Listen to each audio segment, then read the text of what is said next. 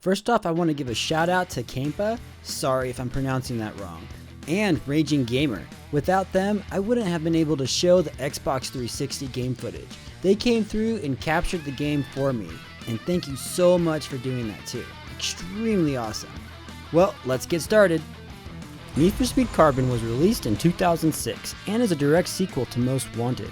It was released for the PlayStation 2, PlayStation 3, Xbox, Xbox 360, GameCube, Wii, and PC.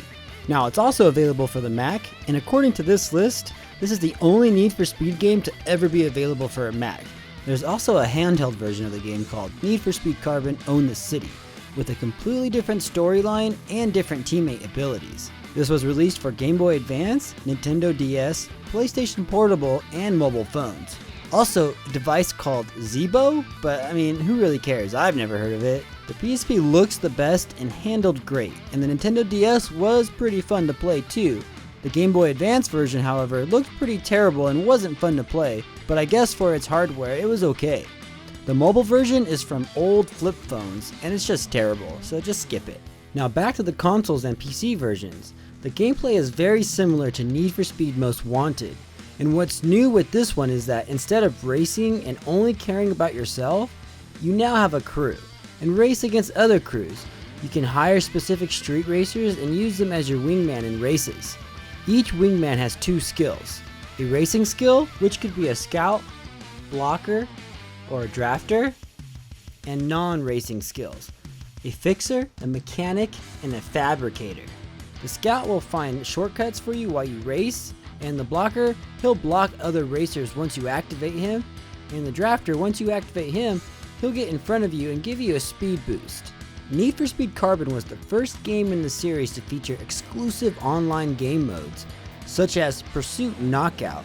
In this mode, you're going to start the game as racers, and when you get knocked out, you become a police car, and it's then your job to try and stop the remaining racers. It was a lot of fun. Carbon also brings back one of my favorite modes that was removed from Most Wanted, and that is drift racing. I always enjoy drift racing in the Underground series. Most Wanted had replaced it with drag racing, which was also fun. However, since they brought back drift racing, they removed drag racing, and I wish they kept both.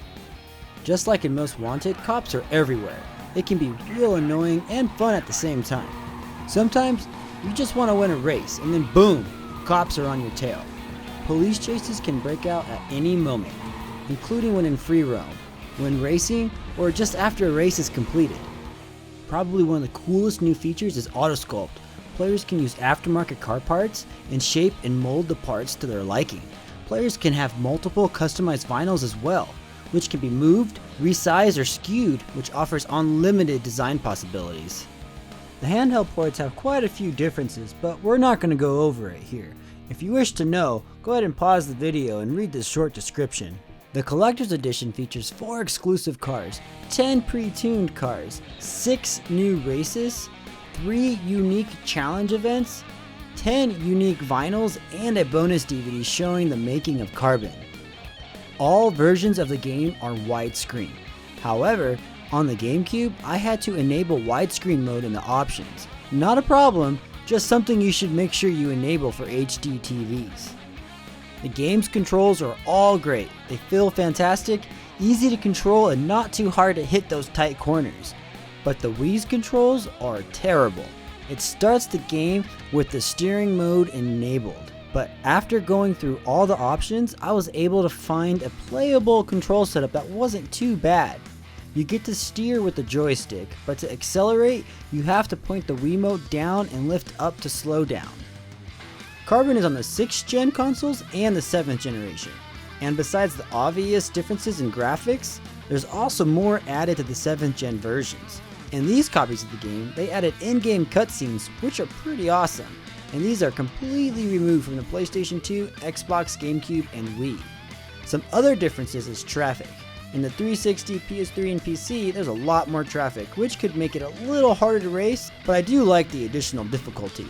I personally feel like the GameCube is the blurriest, then Wii, then the PlayStation 2, and Xbox. Now moving on to the HD, I'd say they all three look pretty great. the PlayStation 3 might have better reflection than the Xbox 360. Let's go in for a closer look. It does seem the reflection is a bit better on the PlayStation 3 versus the Xbox 360, but honestly, they all look fantastic. On a side note, right before this mission starts, the PS3 is the only one out of all the versions that interrupts the gameplay to make you save the game. After watching the cutscene, I was all pumped to get driving. This wasn't a big deal, I just wanted to mention it. On this still frame, the PC looks the worst, and to me at least, I think the PlayStation 3 looks the best. Go ahead and take a look here and decide for yourself which one looks best.